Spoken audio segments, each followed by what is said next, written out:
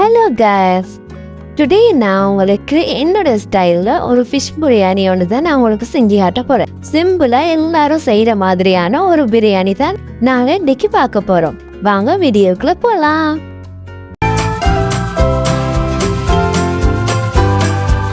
நான் இன்றைக்கு உங்களுக்கு 250 கிராம் ஃபிஷ்ஷில் தான் இன்றைக்கு பிரியாணி செஞ்சு காட்ட போகிறேன். இதுக்கு நான் ஃபிஷ்ஷை ஃபஸ்ட்டுக்கு கழுவி எடுத்துட்டு அதுக்கு தேவையான மிளகாய்த்தூள், மஞ்சள் தூள், அடுத்தது மசாலாத்தூள், இதுக்கு 3 டேபிள் ஸ்பூன் தயிர் எடுத்து நல்லாவே மிக்ஸ் பண்ணி அதை ஒரு 15 நிமிஷம் நாங்கள் வேறையாக எடுத்து வச்சுக்கொள்ளணும். இது எல்லாத்தையுமே சேர்த்து மீனோட நல்லாவே மிக்ஸ் பண்ணி வச்சாதான் எங்களுக்கு மீனில் எல்லா டேஸ்ட்டும் அதில் சேர்ந்துருக்கும். இதோட சேர்த்து உப்பு சேர்த்து தான் இதை நாங்கள் மிக்ஸ் பண்ணி வைக்கணும். அடுத்ததான் நாங்கள் பிரியாணி செய்கிறதுக்கு இன்க்ரீடியன்ட்ஸ் என்னென்னன்றதை பார்த்து எடுத்து வச்சுக்கொள்ளலாம். 2 வெங்காயம், பெரிய தக்காளி ஒன்று, கருவேப்பிலை, கொத்தமல்லி, இஞ்சி, பூண்டு, அதோடைய சேர்த்து நாங்கள் 2 மிளகாய் இதெல்லாமே எடுத்து வச்சுக்கொள்ளணும்.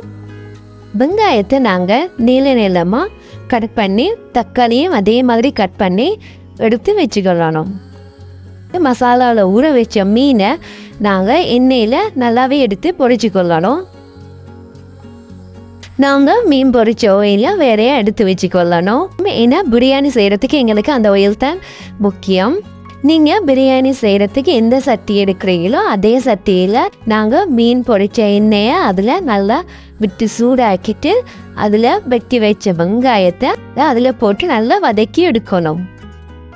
வெங்காயம் நல்லா அந்த ஒயிலையே நல்லா வதங்கி வர டைமில் நாங்கள் எடுத்து வச்ச மிளகாய், அடுத்தது கருவேப்பிலை, பட்டை, ஏலக்காய் இதெல்லாம் போட்டு நல்லாவே அதோட மிக்ஸ் பண்ணி விடணும்.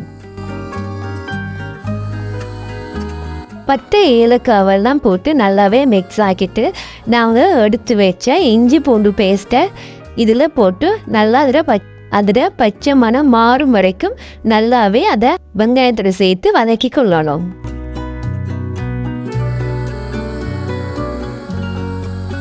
இஞ்சி பூண்டு நல்லாவே வதங்கி வர டைமில் நாங்கள் அதோட மசாலாத்தூள் ஒரு கரண்டியும் மஞ்சள் தூள் ஒரு கரண்டியும் சேர்த்து நல்லாவே வதக்கி விடணும்.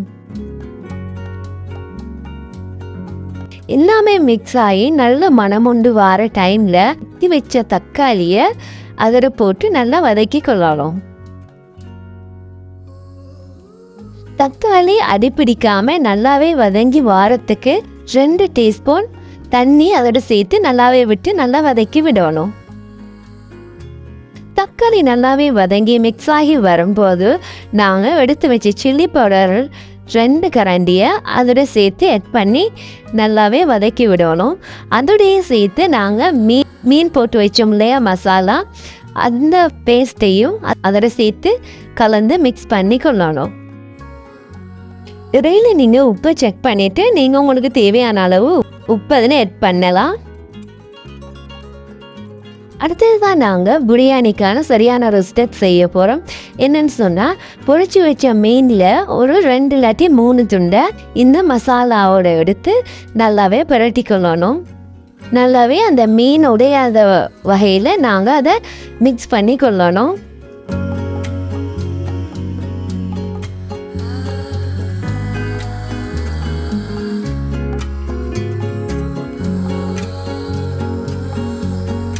ஒரு கொதி வார டைமில் நாங்கள் எடுத்து வச்ச கொத்தமல்லியை அதில் சேர்த்து ஆட் பண்ணி கொள்ளணும். மசாலாவெல்லாம் நல்லா வதங்கி வந்த டைமில் நாங்கள் எடுத்து வச்சு 250 கிராம் அரிசியை அதில் நல்லாவே ஊற வச்சுட்டு அதில் நாங்கள் ஆட் பண்ணணும். அதை நல்லாவே அந்த மசாலாவோட கலந்து மிக்ஸ் பண்ணி கொள்ளணும். இதுக்கு நாங்கள் தண்ணி விடும்போது 1 கப் அரிசிக்கு 1.5 கப் தண்ணின்ற அளவு தான் தண்ணி விடணும். இதோட நாங்கள் மிக்ஸ் பண்ணும்போது தண்ணி போதாமல் இருக்கும். நாங்கள் பிரியாணி செய்யும் போது அரிசிக்கு மேலால் தான் நாங்கள் தண்ணியை வைக்கணும்.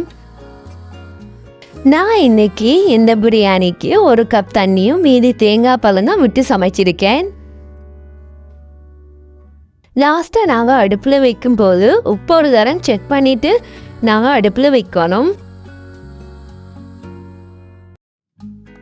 ரைஸில் தண்ணி வற்றி தண்ணியும் சோறுமா கலந்திருக்கும் போது நாங்கள் பொரிச்சு வச்ச மீதி மீனை அதில் எடுத்து மேலால் வச்சு தம் போட்டு கொள்ளணும். ஃபைனலாக எங்கட ஃபிஷ் பிரியாணி இப்படி தான் இருந்துச்சு. உண்மையிலே சொல்ல போனால் அந்த பிரியாணி ரொம்ப டேஸ்ட்டாக இருந்துச்சு. விரும்பினா நீங்களும் உங்களோட வீட்டில் செஞ்சு பாருங்கள்.